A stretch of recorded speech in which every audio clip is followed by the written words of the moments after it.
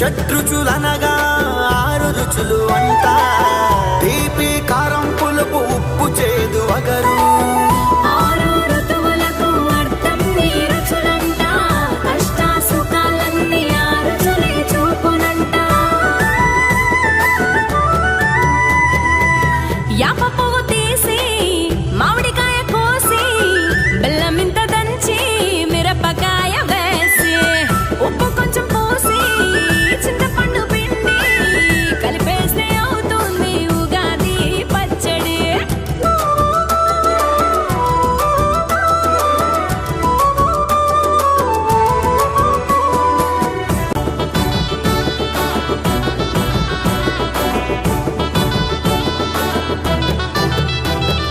అమ్మల కళ్ళంతా పట్టు సీరగట్ట అయ్యలన్నాలంతా పంచదోతి గట్ట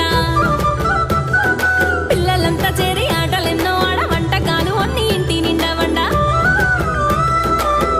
ఇంట్లో పూజ చేసి కొబ్బరికాయ కొట్టి చేతికి కంకణం కట్టి ఫలహారం పెట్టే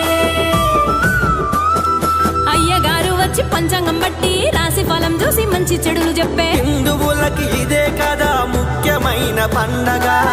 ఏడాదిలో మనకొచ్చే మొట్టమొదటి పండగ